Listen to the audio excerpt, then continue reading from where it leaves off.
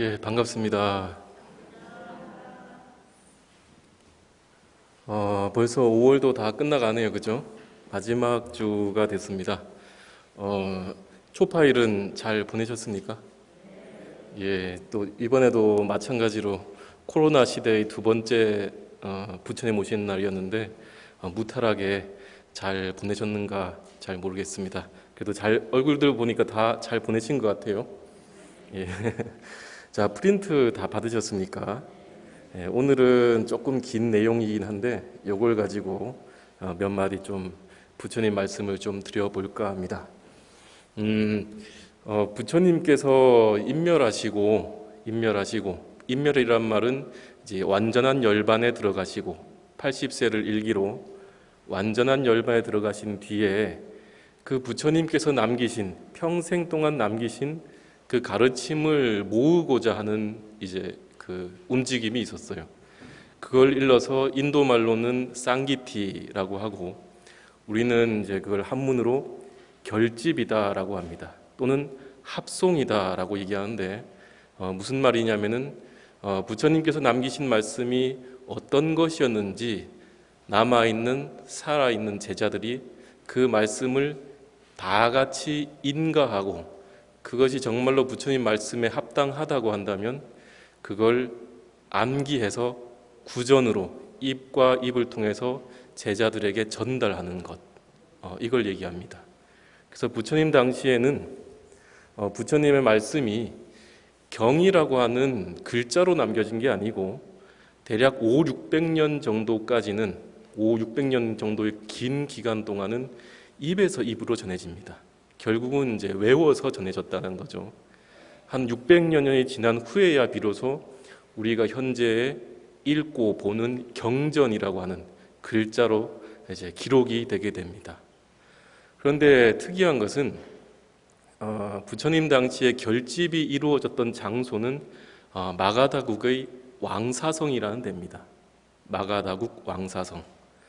그 마가다국 왕사성의 칠렵굴에서 500여 명의 아라한들이 모여서 500명의 아라한들이 부처님의 말씀을 내가 이와 같이 들었다라고 하는 아난의 말에 귀를 기울이고 그 아난의 말이 500여 명의 모든 아라한들에게 인가가 된다면 그걸 경으로 확정한 겁니다.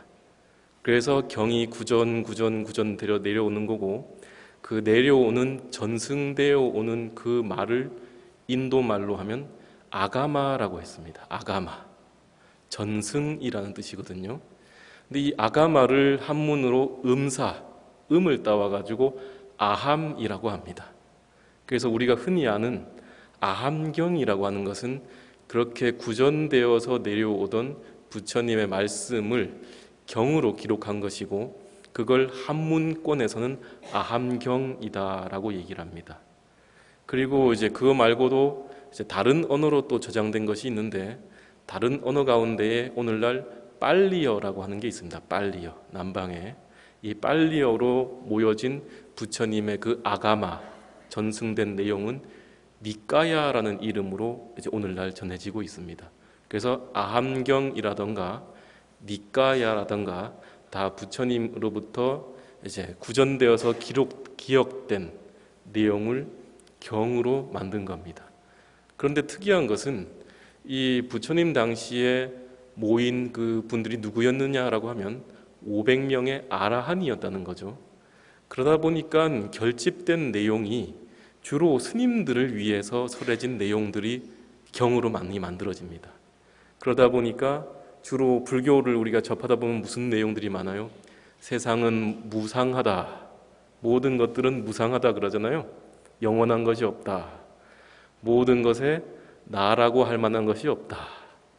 세상은 다 고통이다. 괴로움이다. 이렇게 얘기하면서 마치 세상을 벗어나야 된다라고 하는 출세관적인 얘기들을 많이 하는 거죠. 그것은 왜 그러느냐면은 지금 우리가 보고 듣는 모든 경전들이 대체적으로 스님들을 위한 부처님들의 출가 제자, 부처님의 출가 제자들을 위한 그 말씀이었기 때문이거든요. 그렇다면 부처님은 여러분들과 같은 일반 우바세, 우바이 신자들에게는 법문을 하지 않으셨을까요? 네, 했으면 더 많이 하셨을 거예요. 어떻게 보면 제자들에게 하는 것만큼으로 일반 제가 불자님들, 이 사회생활을 하고 가정생활을 하고 계시는 제가 불자님들에게도 많은 법문을 하셨을 거예요. 그런데 안타깝게도 그 많은 법문들이 이 결집할 때에는 결집이 잘 되지가 않습니다. 왜냐하면 그 결집의 대상자들이 일반 스님들이었기 때문에요. 그런데 그 많은 이제 스님들을 위한 경전 가운데서도 그래도 몇몇 남아 있는 제가자들을 위한 부처님의 가르침이 있으니 그 가운데 가장 대표적인 경전이 바로 제가 오늘 나눠드린 이 프린트의 내용입니다. 이 프린트 내용을 이제 남방의 빨리어에서 경전에서는 니까야에서는 싱갈로와다 숫다 이렇게 얘기합니다. 싱갈로와다 숫다 무슨 말이냐면은 싱갈라라고 하는 사람에게 가르치신 말씀이다 이런 말이에요. 싱갈라라는 사람에게 가르친 말씀이다. 그래서 싱갈로와다 숫다 이렇게 얘기합니다. 그런데 이게 중국어로 전해지면서 안세고라고 하는 스님이 번역을 하게 되는데 한문으로 번역하여서 그걸 불설 시가라월 육방예경이다 이렇게 얘기했습니다. 불설 시가라월 육방예경이다. 뜻을 새긴다면은 부처님께서 설하신 불설, 부처님께서 설하신 시가라월, 이제 싱갈라라고 하는 사람의 이름을 한문으로 시가라월이라고 이제 번역을 했는가 봐요. 부처님께서 설하신 시가라월, 싱갈라라는 사람이 육방, 6방향으로 예경, 예를 올리고 경배하는 것에 대한 경, 이런 얘기예요. 다시 말해서 시가라월, 즉 싱갈라라고 하는 사람이 6방향으로 예경을 올리는 것에 대한 경, 이런 얘기입니다. 그 다른 말로 여기서 또 내려와 가지고 이 시가라월이라는 이 싱갈라라는 말을 의미로 번역해서 착할 선자에다가 날생자를 써서 선생경이라고도 합니다. 그래서 이 싱갈로 왔다 숫다라고 하는 것은 육방예경이라고도 하기도 하고 또 선생경이라고도 합니다. 그러니까 이름이 같은 경인데 여러 이름들이 있는 거죠. 그래서 그 가운데에서 오늘 제가 나눠드린 것은 이제 그 남방의 그 빨리어를 번역한 그 내용에 대한 싱갈로와타 숫다에 대한 이제 그 역어를 가지고 온 겁니다. 그래서 오늘은 이제 좀 내용이 길지만은 부처님께서 하신 말씀 가운데에 출가자가 아닌 일반 제가 불자들을 위해서 말씀하신 설하신 경전 가운데 대표적인 이 육방 예경에 대해서 한번 말씀드려 볼까 합니다. 요거 이제 앞부분은 조금 생략되어 있는데요. 생략된 내용에 이제 간단하게 그 도입 부분만 말씀드린다면 어느 날 왕사성에서 부처님께서 탁발을 나가시는 겁니다. 아침에. 부처님은 하루에 몇 번 공양하시죠? 한 번 합니다. 한 번 하십니다. 언제요? 사시에. 사시라는 것은 바로 우리가 오늘 9시부터 11시까지를 사시라 그래요. 왜냐하면 자축인묘 진사오미 신유술에 12지가 있죠. 그 12지 시를 2시간씩 배대해가지고 자축인묘 이렇게 나가다 보면은 9시부터 11시까지가 댐사자 사시입니다. 부처님이 탁발을 나가셔서 탁발을 받아오시고 공양하시는 시간이 딱 그 9시부터 11시까지 사이입니다. 왜 그러느냐 하면 일반 제가자들은 그 전에 공양을 하겠죠. 그래서 그 전에 식사를 하고 일반 사람들이 다 출퇴근할 사람 다 보내고 애들 다 먹이고 나면은 밥이 조금 남을 거 아닙니까? 그럼 그때 출가 수행자들이 7군데 집, 최대한 7군데의 집을 돌면서 걸식을 하는 겁니다. 그러니까 먹는 걸 달라는 게 아니고 먹고 남은 걸 얻어오는 겁니다. 그래서 9시부터 11시까지 사시에 부처님이 공양을 하시고 오늘날 그 전통이 남아가지고 우리가 지금 10시 반에 기도 들어가잖아요 보통. 그러면 사시불공 이러잖아요. 그때는 공양하시니까 그렇게 하는 겁니다. 아무튼 부처님께서 아침 일찍 저기 탁발을 하러 나오시는데 싱갈라라고 하는 젊은이가 몸을 축축하게 물로 적신 다음에 동, 서, 남, 북, 위, 아래를 바라보고 절을 하는 겁니다. 그래서 그 광경을 보고 부처님께서 물어요. 젊은이여, 어째서 당신은 동, 서, 남, 북, 상, 하 6방향으로 절을 하는 것인가? 이렇게 물었더니 그 젊은이가 얘기하기를, 신갈라가 얘기하기를 잘 모르겠습니다 이럽니다. 우리 부친께서 돌아가실 때에 유언으로 남기시길 6방향에 몸을 축축하게 적시고 물러서 적시고 6방향을 향해서 신을 향해서 절을 하라고 시켰습니다. 이러는 거예요. 의미도 모르고 이제 아버지가 하란다고 유언이기 때문에 한 겁니다. 거기에 대해서 부처님께서 이렇게 얘기합니다. 우리 불교의 가르침에서는 그런 식으로 절을 하지 않는다. 그러자 그 젊은이가 궁금하죠. 그럼 어떻게 하는 겁니까? 했더니 불교에서 말하는 6방향이라는 것은 바로 이러한 것이다 라고 하면서 말씀해 주신 내용이 바로 요 육방예경입니다. 6방향으로 예를 올리는데 어떻게 어떤 마음가짐으로 해야 되는가 요겁니다. 자, 한번 볼까요? 프린트 첫 번째 페이지 한번 보겠습니다. 장자의 아들이여, 어떻게 해서 성스러운 제자는 육방을 감싸는 자가 되는가? 장자의 아들이여, 이들 6방향을 잘 알아야 한다. 동쪽 방향은 부모라고 알아야 한다. 남쪽 방향은 스승이라고 알아야 한다.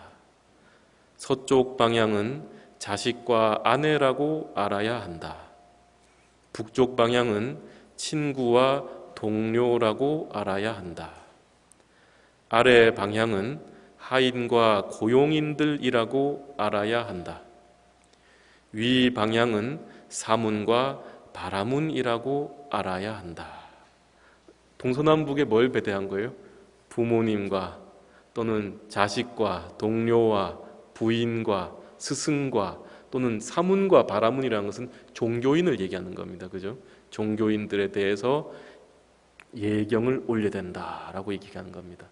그리고 그 하나하나의 방위에 대해서 설명을 하는데, 그럼 왜 하필 이렇게 방향을 동서남북에 각각 부모님과 이런 분들을 배대했는가라고 하면, 우리는 동서남북을 얘기할 때 북쪽을 바라보고 동서남북 이렇게 얘기하잖아요. 그런데 인도는 좀 다른가 봐요. 동쪽을 바라보고 얘기를 합니다. 그 동쪽이 앞에 와 있어요. 그래서 부모를 동쪽에 배치한 것은, 부모를 앞에 둔 것은 부모님께서 나를 끌어주기 때문이다. 또 남쪽에, 이쪽은 동쪽이 남쪽이죠. 남쪽에 스승을 배열한 것은 스승에게 오른손이죠. 오른손은 인도에서 좀 더 중요한 손입니다. 보시를 하기 위함이다. 아내를 뒤에 둔 것은, 아내와 자식들을 뒤에 둔 것은 자식과 아내들은 나를 따르기 때문이다. 또 왼쪽 어디입니까? 북쪽이죠. 북쪽에 친구와 동료를 둔 것은 그들에게 의지하여서 괴로움을 벗어나기 때문이다. 이렇게 4가지로 얘기하고 있어요. 위에 이제 상하는 얘기를 따로 안 하고 있어요. 다른 경전에서는요. 그래서 각각을 설명하고 있는데, 자, 한번 동쪽부터 한번 볼까요? 네, 한번 보겠습니다. 동쪽 방향은 부모라고 했습니다. 장자의 아들이여, 아들은 다음의 5가지 경우로 동쪽 방향인 부모를 섬겨야 한다. 나는 그분들을 잘 봉양할 것이다. 그분들에게 의무를 행할 것이다. 가문의 대를 확고하게 할 것이다. 유산인 부모의 훈육대로 잘 실천할 것이다. 부모가 돌아가시면 그분들을 위해서 보시를 잘할 것이다 라고. 장자의 아들이여, 이와 같이 아들은 동쪽 방향인 부모를 섬긴다. 아들이 부모를 어떻게 섬겨야 되는가에 대해서 부처님이 말씀하시는 거예요. 각각의 내용을 본다면은 봉양을 잘하라 라는 겁니다. 첫 번째로 부모님의 의식주를 잘 갖추어 드려야 된다라는 게 첫 번째입니다. 두 번째가 뭐였습니까? 부모 그분들에게 의무를 다하라. 자식된 도리를 다해야 된다. 자식으로서 해야 될 것이 있다면 그 의무를 저버리면 안 된다. 세 번째는 가문의 대를 확고하게 한다는 말은 뭘까요? 이거는 뭐냐면은 가문의 대를 남기려면 먼저 뭐 해야 되겠습니까? 결혼을 해야 되겠죠. 결혼하고 자식을 낳아들이는 것도 부모에 대한 의무라는 겁니다. 그 다음 네 번째는 유산인 부모의 훈육대로 잘 실천한다. 이건 뭐냐면 부모님께서 하시는 가업을 잘 잇는다라는 겁니다. 요즘은 이제 좀 해당이 안 될 수 있지만은 옛날 인도 사회에서는 부모님이 하시던 일을 자식들이 그 가업을 대대로 잘 잇는 것도 효도라고 생각했는가 봐요. 그 다음 다섯 번째는 부모님께서 돌아가시면 그분들을 위해서 보시를 잘한다. 이건 뭘까요? 명복을 잘 빌어드린다 이 말입니다. 부모님을 위해서 보시한다는 것은 부모님께서 가시고 난 다음에 오늘날 우리로 친다면은 이제 제를 지낸다든지 또 백중때, 요즘 백중기도 좀 있으면 들어가죠. 백중때 백중위패를 올린다든지 이렇게 해서 그 보시를 통해서 돌아가신 선망 부모가 생천을 하고 복을 얻기를 바라는 것을 얘기하는 겁니다. 그래서 자식으로서 부모에게 어떻게 하는가에 대해서 5가지를 얘기한 거예요. 그런데 부처님은 이것만 얘기하지 않습니다. 그것만 얘기하면 부처님이 아니죠. 반대로 또 얘기하십니다. 그 밑에 보면은 그러면 부모는 다시 다음의 5가지 경우로 아들을 사랑으로 돌본다. 첫째, 사악함으로부터 멀리하게 한다. 당연하죠. 둘째, 선에 들어가게 한다. 착한 일을 하게 한다는 겁니다. 나쁜 걸 하지 않고 착한 일을 하게 한다. 셋째, 기술을 배우게 한다. 뭐겠습니까?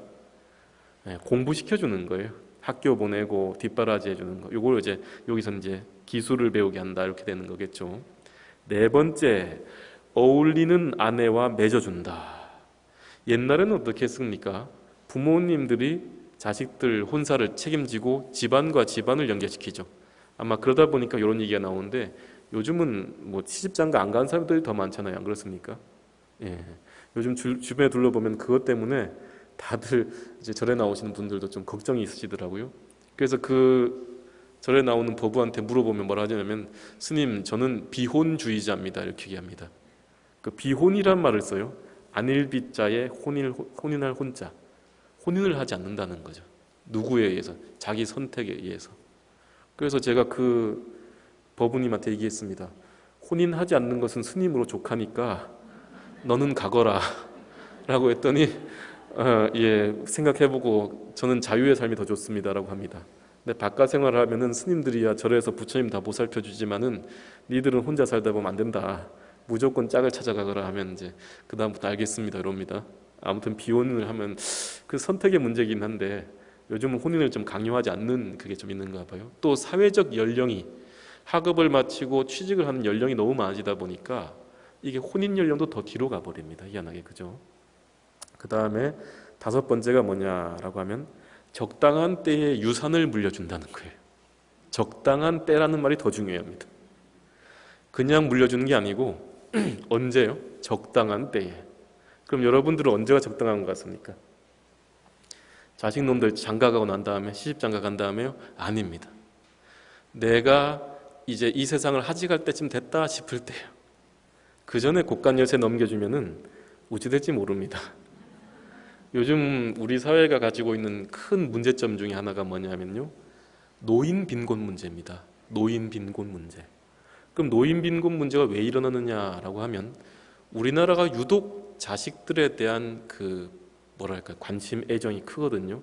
그러다 보니까 아이들한테 크고 나서 독립할 때쯤 되면 자기가 가지고 있는 가업이나 이런 걸 다 유산을 다 물려줘 버리고 나중에 얻어 쓰겠다라는 생각을 하는가 봐요. 그런데 얻어 쓸 수 있을까요? 잘? 생각보다 쉽지가 않습니다. 그리고 또 한 가지 문제점은 우리나라가 1990년대 중후반기에 IMF를 겪었죠. IMF 경제 그 회생 정책이랄까요? 그 경제난을 한번 겪었지 않습니까? 그때의 대다수의 중산층이 몰락해 버렸어요. 많이 사업에 실패하고. 또 특이한 것은 그 90년대 후반부터 후반에서 한 대략 5, 6년간 출가자가 급증했습니다. 예, 사업이 망하고 이러다 보니까 희한하게 절에 들어오는 사람도 많았었어요. 어마어마하게. 지금은 얼마 안 되지만. 아무튼 그러다 보니까 그 당시에 남겨 모아놓은 것도 싹 날리고 또 그나마 있던 것마저 아이들에게 다 주고 나니까 노인들은 가지고 있는 것들이 없단 말이죠. 연세가 드시고 나니까 쓸 게 없는 거예요. 그래서 요 적당한 때에 유산을 물려준다라는데 정말 적당한 때에 넘겨주시라 이 말입니다. 자, 아무튼 부모가 자식이 부모에게 어떤 의무를 지는가, 또 부모는 자식에 대해서 어떻게 대해야 되는가에 대해서 부처님은 이렇게 말씀하시는 거죠. 자, 이게 바로 동쪽을 섬기는 방법입니다. 이제 두 번째 한번 볼까요? 그 밑에 글자가 또 있는데 한번 읽을게요. 장자의 아들이여, 이러한 5가지 경우로 아들은 동쪽 방향인 부모를 섬기고 부모는 다시 이러한 5가지 경우로 아들을 사랑으로 돌본다. 이렇게 해서 동쪽 방향은 감싸지게 되고 안전하게 되며 두려움이 없게 된다. 그 다음 두 번째 남쪽 방향입니다. 남쪽 방향은 스승이라 했습니다. 스승. 장자의 아들이여, 제자는 다음의 5가지 경우로 남쪽 방향인 스승을 섬겨야 한다. 첫째, 일어나서 맞이하고, 둘째, 섬기고, 셋째, 배우려 하고, 넷째, 개인적으로 시봉하고, 5째, 기술을 잘 배운다. 장자의 아들이여, 이와 같이 제자는 남쪽 방향인 스승들을 섬긴다. 이제 스승을 어떻게 모셔야 되는가에 대한 얘기인 거예요. 일어나서 예의 있게 맞이하고, 또 섬기고, 배우려고 들고, 또 개인적으로 또 시봉하고, 그다음 그 가르쳐준 기술을 배운다라는 거죠. 근데 요즘은 좀 힘든 게 뭐냐면은 저희 절에도 선생님 하시다가 오신 분들이 많은데 이제 퇴임하시고 이런 말씀을 하셔요. 퇴임하길 정말로 잘했다. 이렇게 말씀하시더라고요. 그래서 왜 퇴임하길 잘했다 하십니까? 아이들 좀 더 많이 보고 더 가르치면 좋죠 하니까 요즘은 어렵대요. 아이들 가르치기가요. 그 왜 그러냐 하면은 학생 인권을 많이 강조하다 보니까 교권에 대한 고려를 많이 하지 못했는가 봐요. 그러다 보니까 예전에는 제가 한참 학교 다닐 때도 맞은 기억이 더 많은데 요즘은 아이들을 때릴 수도 없죠. 또 때릴 수도 없는 뿐만 아니라 아이들을 함부로 할 수가 없는 거죠. 물론 그게 인권이 신장된다는 측면에서는 정말로 나은 거지만은 학생 인권은 중요하고 교권은 왜 중요하지 않느냐 이 말인 거죠. 교권도 함께 중요시해야 되는데 그렇지 못하다 보니까 선생님들이 힘이 많이 드는가 봐요. 그래서 좀 그런 문제가 있는데 부처님께서는 어떻게 스승을 섬겨야 되는가에 대해서 이렇게 말씀하시는 거죠. 그 다음에 근데 제자만 의무를 지면 안 되겠죠. 다시 스승이 제자들을 어떻게 되는가에 대해서 얘기하십니다. 그러면 스승들은 다시 다음의 5가지 경우로 제자를 사랑으로 돌본다. 첫째, 잘 훈육되도록 훈육한다. 둘째, 잘 이해하도록 이해시킨다. 셋째, 기술을 모두 다 배우도록 잘 가르쳐준다. 넷째, 친구와 동료에게 잘 소개해준다. 5째, 모든 곳에서 안전하게 보호해준다. 무슨 내용인지는 다 아시겠죠? 잘 가르치고 이해하고 또 뭡니까? 친구와 동료에게 소개시켜주는 건 뭘까요? 요즘 얘기하면 다른 데 학교 가는데 추천서를 써주신다든가 그죠? 그런 거 다 되겠죠. 5번째, 안전하게 보호해준다 요 말이 있는데 제가 요즘은 이제 학교 연구실 쪽에도 있기도 하고 이제 학교 쪽에 많이 있었는데 동국대학교 사범대 앞에 가면은 비석이 하나 세워져 있습니다. 그 비석의 주인공 선생님은 최혜정 선생님이시라고 돼 있는데 나이가 23, 4살밖에 안 됩니다. 그런데 비석이 이렇게 모셔져 있어요. 그래서 이게 뭔가 해서 가만히 들여다보니까 거기에 비석에 간단하게 이 선생님이 마지막으로 남긴 말이 적혀 있었더라고요. 걱정 마, 너희부터 나가고 선생님이 따라갈게. 이런 말이 적혀 있더라고요. 그래서 가만히 봐서 이게 뭔가 했더니 세월호 당시에 학생들에게 그 말을 마지막으로 남긴 선생님 묘비였던 거예요. 그 선생님이 동국대학교 사범대를 수석으로 졸업을 해가지고 2년차 새내기 선생님이었는가 봐요. 그래서 거기에 비석이 딱 모셔져 있는데 그 비석에 써 있는 글귀가 아까 그 말인 겁니다. 결국은 스승으로서 뭘 한 겁니까? 부처님이 말씀하신 모든 곳에서 안전하게 제자들을 보호해 준다. 이걸 어떻게 보면 실천한 분이라 할 수 있겠죠. 자, 장자의 아들이여, 이러한 5가지 경우로 제자는 남쪽 방향인 스승들을 섬기고, 스승들은 다시 이러한 5가지 경우로 제자를 사랑으로 돌본다. 이렇게 해서 남쪽 방향은 감싸지게 되고 안전하게 되고 두려움이 없게 된다. 스승과 제자 간의 관계다. 세 번째, 서쪽 방향은 남편이 부인에게 하는 겁니다. 남편이 부인에게. 장자의 아들이여, 남편은 다음의 5가지 경우로 서쪽 방향인 아내를 섬겨야 한다. 첫째, 존중하고, 둘째, 얕보지 않고, 셋째, 바람피지 않고, 넷째, 권한을 넘겨주고, 5째, 장신구를 사준다. 장자의 아들이여, 이와 같이 남편은 서쪽 방향인 아내를 섬긴다. 이거 되게 재밌지 않습니까? 남편이 남편이 자신의 부인을 어떻게 대해야 되느냐? 존중하고 얕보지 말래요. 주로 싸움 나는 게 존중 안 하고 얕봐서 싸움 많이 나거든요. 요즘은 그런 세태가 아니죠. 이미 부처님이 2500년 전에 얕보지 마라. 아내를 얕보지 마라 라고 얘기하시고, 또 세 번째는 뭡니까? 바람 피지 마라. 이건 뭐죠? 뭐에 걸린 거죠? 불싸움계에 걸리는 겁니다. 살, 도, 망, 주 가운데 5개 가운데에 세 번째, 불싸움을 하지 말라는 거예요. 그 다음 네 번째는 권한을 넘겨주라는 건데, 뭐냐면은 집안일을 하는 거나 아니면 경제적인 권한들 좀 있죠. 그런 것들을 맡겨놓으라. 집안일에 대해서는 부인에게 맡겨놓으라. 그거 하나하나 시시콜콜 간섭하지 말라, 요 말입니다. 예전에 저희는 외가댁이 저기 경상도 쪽인데, 외가 할머니 외할머니 댁 가면 어릴 때 그랬어요. 부엌에 목말라가지고 들어가려고 그러면 외할머니가 아서라, 가면 뭐 떨어진다 이럽니다. 그러니까 절대 못 들어가겠거든요. 근데 그게 뭐 들어간다고 떨어지겠습니까? 근데 사실은 그게 제가 생각했을 때는 이제 남편이 돼서, 어떻게 보면 부엌은 누구의 그 공간입니까? 아내와 부인의 공간이죠. 거기 들어가 시시콜콜 남자가 돼서 참견하지 말라 이 말입니다. 그죠? 집안일은 집안일대로 부인이 하는 대로 맡겨놓으라 이 말입니다. 그 다음에 5번째가 중요해요. 5번째. 이게 원래는 이제 그냥 장신구를 사준다는데, 그 한약 경전에 딴 데 보면 때에 맞춰서 결국은 액세서리를 지급해줘야 된다는 거예요. 귀걸이, 목걸이 이런 거를 적절한 때에 맞춰서 자주 꽃다발 이런 거. 세상에 부처님이 이런 말씀도 다 하셨다, 그죠?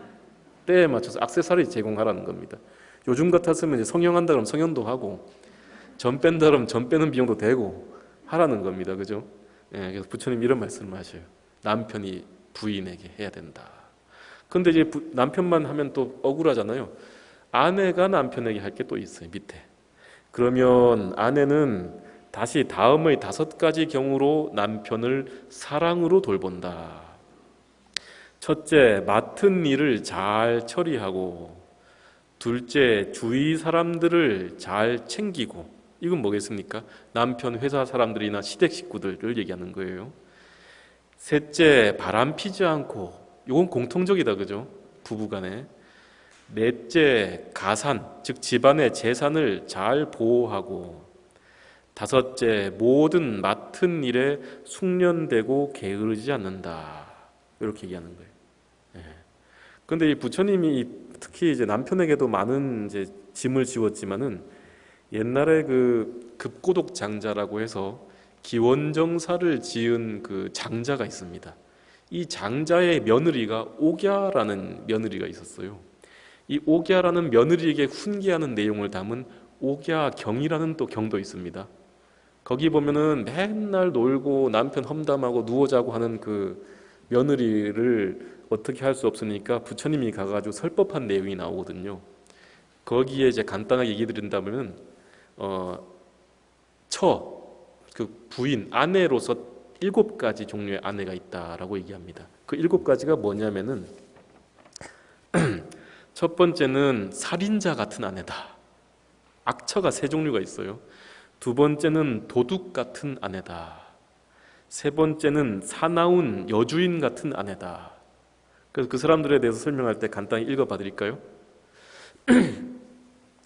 자비가 없고 마음은 타락하고 다른 남자를 원하고 남편을 멸시하며 그녀를 아내로 맞아들인 사람을 죽이려는 아내, 이런 아내가 살인자 같은 아내이다.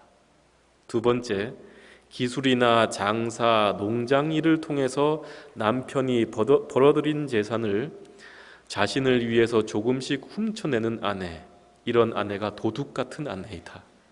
세 번째, 아무것도 하는 일 없이 나태하게 잔뜩 먹고 누워서 험담을 하고 사납고 거친 말을 하고 부지런한 남편을 구박하는 아내, 이러한 아내가 사나운 여주인 같은 아내다. 이건 이제 안 적혀 있어요. 제가 따로 가져온 거라서요.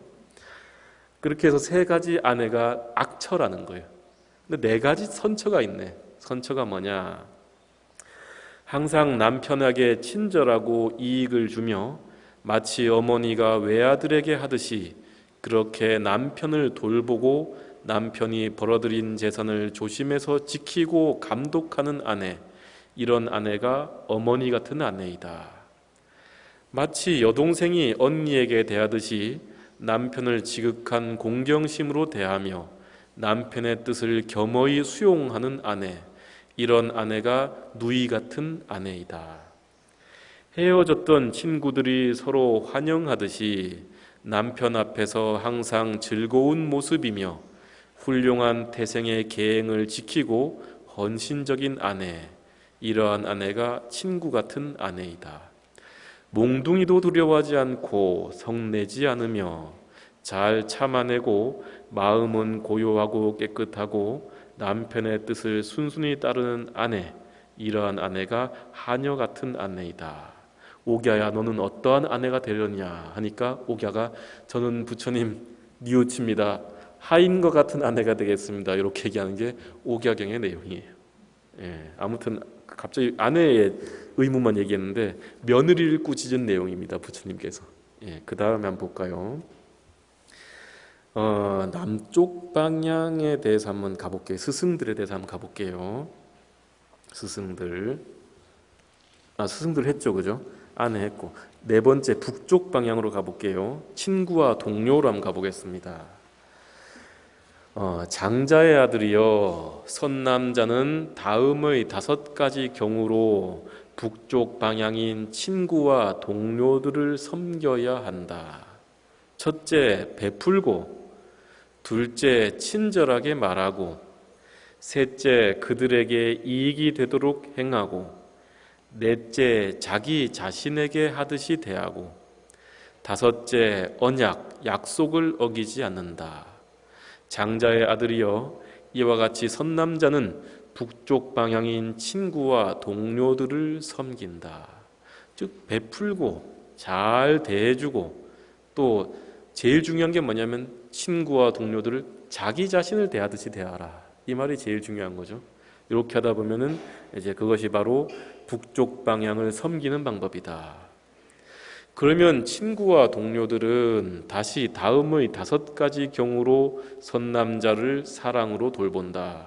첫째, 취해 있을 때에 보호해주고, 둘째, 취해 있을 때에 소지품을 보호해주며, 셋째, 두려울 때 의지처가 되어주고, 넷째, 재난에 처했을 때 떠나지 않고, 다섯째, 그의 자신들의 자녀를 존중해준다. 즉 친구들에게 잘 대해주고 동료들에게 잘 대해주면 동료들이 내가 어려움에 처했을 때에 도와준다, 요 말을 하는 겁니다. 장자의 아들이여, 이러한 5가지 경우로 선남자는 북쪽 방향인 친구와 동료들을 섬기고, 친구와 동료들은 다시 이러한 5가지 경우로 선남자를 사랑으로 돌본다. 이렇게 해서 북쪽 방향은 감싸지게 되고 안전하게 되고 두려움이 없게 된다. 5번째로 넘어가 볼게요. 아래 방향은 뭐냐? 아래 방향으로 절하는 것이 뭐냐? 하인과 고용인들에 대해서, 내가 고용한 사람들에게 대해서 하는 방법이다. 장자의 아들이여 주인은 다음에 5가지 경우로 아래 방향인 하인과 고용인들을 섬겨야 한다. 첫째, 힘에 맞게, 즉 능력에 맞게 일거리를 배당해 주고, 둘째, 음식과 임금을 지급하고 적정한 이제 보수를 주라는 거죠. 셋째, 병이 들면 치료해 주고, 요즘으로 얘기하면 뭘까요? 4대 보험 같은 거 잘 들어주는 거죠. 넷째, 특별히 맛있는 것을 같이 나누고, 요즘 얘기하면 뭘까요? 성과금이나 보너스 잘 주고. 다섯째, 적당한 때에 쉬게 한다. 휴가 잘 보내주고. 예. 장자의 아들이여 이와 같이 주인은 아래 방향인 하인과 고용인들을 섬긴다. 그리고 반대로, 그러면 하인과 고용인들은 다시 다음의 5가지 경우로 주인을 사랑으로 돌본다. 첫째, 먼저 일어나고 먼저 출근하고, 둘째, 나중에 자고 주인보다 늦게 퇴근하고, 요즘은 아니죠. 칼퇴근해야 되죠. 6시 되면. 셋째, 주어진 것에 만족하고, 넷째, 일을 아주 잘 처리하고, 5번째 참 중요해요. 주인에 대한 명성과 칭송을 달고 다녀라. 아부가 아니라 윗사람에 대해서 열심히 하는 대신에, 나에게 잘해주는 대신에 윗사람에 대해서 좋은 얘기를 하라는 거예요. 상사 험담하고 헐뜯고 호박씨 깐다 그러죠. 그런 거 하지 말라, 이런 얘기를 하는 겁니다. 장자의 아들이여 이러한 5가지 경우로 주인은 아래 방향인 하인과 고용인들을 섬기고, 하인과 고용인들은 다시 이러한 5가지 경우로 주인을 사랑으로 돌본다. 이렇게 해서 아래 방향은 감싸지게 되고 안전하게 되고 두려움이 없게 된다. 6번째 방향은 위쪽 방향이다. 위쪽 방향은 사문과 바라문, 오늘날로 얘기하면 종교인들을 얘기하는 겁니다. 종교인들. 불교 신자라고 한다면 스님들, 기독교 신자라고 한다면 목사님들이나 신부님들을 얘기하는 거겠죠. 장자의 아들이여 선남자는 다음의 5가지 경우로 위 방향인 사문과 바라문들을 섬겨야 한다. 첫째, 자애로운 몸의 업으로 대하고, 둘째, 자애로운 말의 업으로 대하고, 셋째, 자애로운 마음의 업으로 대하고. 이 3가지는 신구의입니다. 그죠? 몸과 입과 생각, 이 3가지로 항상 자애로운 마음, 항상 부드럽게 공경하는 마음으로 대하라, 이 말입니다. 그 다음에 4번째, 대문을 항상 열어두고. 이건 뭘까요? 대문을 항상 열어두란 말은 인도이기 때문에 이런 말이 나오는데, 인도의 수행자들은 자신의 생활을 영위하는 방식이 탁발입니다. 그죠? 집집마다 들리면서 음식을 얻어가는 거잖아요. 그런데 예를 들어서 출가 수행자나 종교인들이 와가지고 탁발을 한다고 했으면은, 우리는 불교 안 믿어요 하면서 문 닫는다든지 이렇게 이제 문을 걸어 잠그는 걸 얘기하는 겁니다. 보시를 행하지 않는 것을 얘기하는 겁니다. 대문을 열어두란 말은 보시를 행하라, 이런 말인 겁니다. 항상 받아들이는 자세를 가지라, 이 말입니다. 종교인들을. 5번째, 일용품을 공급한다. 이건 보시를 행하라는 겁니다. 장자의 아들이여 이와 같이 선남자는 위 방향인 사문과 바라문들을 섬긴다. 그러면 사문 바라문들은 다시 다음에 5가지 경우로 선남자를 사랑으로 돌본다. 첫째, 사악함을 멀리하게 하여 선에 들어가게 하고, 나쁜 것을 여의고 착한 일을 하도록 한다, 이거죠. 둘째, 선한 마음으로 자애롭게 돌보아주며, 셋째, 배우지 못한 것을 가르쳐주고, 종교적인 경전이나 이런 것들, 그죠? 넷째, 배운 것을 깨끗하게 해주고. 요건 뭐냐면은 경전에 대해서 배웠을 때 의심이 나거나 의혹이 생겼을 때 그 의혹과 의심들을 제거하는 것을, 배운 것을 깨끗하게 만들어준다는 겁니다. 5번째, 천상으로 가는 길을 드러내어 준다. 스님들께 잘 배우고 가면은 스님들이 어떻게 하면 하늘세계에 태어나는지 알려줘요. 알려드릴까요? 2가지만 하면 됩니다. 부처님 당시에는 보시와 지게예요. 보시, 남에게 베푸는 것. 지게, 철저하게 윤리적인 생활, 계율을 잘 지키는 것. 이 2개만 하면은 불교에서는 생천, 하늘 천상 세계에 태어난다, 이렇게 얘기합니다. 근데 스님들은 생천이 목적입니까? 아니에요. 해탈이 목적이죠. 그래서 스님들은 보시와 지게도 하지만은 지혜도 닦고 복덕도 닦고 선정도 닦잖아요. 그래서 좀 다릅니다. 아무튼 그래서 장자의 아들이여 이러한 5가지 경우로 선남자는 위 방향인 사문 바라문들을 섬기고 사문과 바라문들은 다시 이러한 5가지 경우로 선남자를 사랑으로 돌본다. 이렇게 해서 위 방향은 감싸지게 되고 안전하게 되고 두려움이 없게 된다. 이게 상당히 독특하죠. 이제 6가지를 다 배웠어요. 동서남북과 위아래로 절을 할 때에 신갈라라고 하는 이 젊은이는 신에 대해서 경배를 했습니다. 근데 불교는 그게 아니에요. 불교는 신에 대해서 경배할 것이 아니라 누구를 경배하라는 거예요? 부모님과, 그죠? 첫 번째 부모님과 스승과 처자식과 친구 및 동료와 자신이 부리는 사람과 또 종교인들, 그죠? 자신이 믿는 종교의 종교인들을 위해서 절을 하고 예경을 하라. 그 방식은 어떻게 하느냐? 각각의 5가지 의무가 있다라고 설하는 거예요. 그 부처님이 늘상 해탈을 해야 된다, 무상하다, 고다 이런 말씀하신 게 아니고 실질적으로 제가인들을 위해서 출가하지 않은 사람들을 위해서는 이렇게 세세하게 해야 될 일을 나열하고 있는 것이죠. 결국 다시 말한다면은 신갈라는 신을 위해서 절을 하였지만은 실질적으로 신이 따로 있는 것이 아니다 이 말이에요. 누가 신이에요? 우리를 둘러싼, 나를 둘러싼 부모, 형제, 자매, 친척들을 비롯한 모든 사람들이 뭐가 되는 거예요? 신이 된다 이 말이에요. 그들을 섬기는 것이 신을 섬기는 일이다 라고 부처님께서 말씀하시는 거죠. 우리가 지금 5월이죠. 5월 1일은 무슨 날인지 아십니까? 근로자의 날. 그럼 아까 얘기한 아랫방향이죠. 그죠? 그 하인들과 고용인들을 어떻게 대할 것인가. 5월 5일은요. 어린이날. 자식들을 어떻게 대할 것인가. 5월 8일은요. 어버이날. 부모를 어떻게 모실 것인가. 5월 15일은요. 스승의 날. 스승을 어떻게 모실 것인가. 5월 21일은요. 부부의 날. 세상에 이렇게 다 잘 알고 계세요? 5월 21일은 부부의 날입니다. 부부간에 어떻게 지낼 것인가. 그리하여서 5월은 가정의 달이라고 하죠. 그런데 불교적인 이치에서 본다면 5월은 인연의 달이고 육방의 달입니다. 6방향에 신을 모시듯이 나와 인연 닿는 사람들을 어떻게 대할 것인가에 대한 얘기라는 거죠.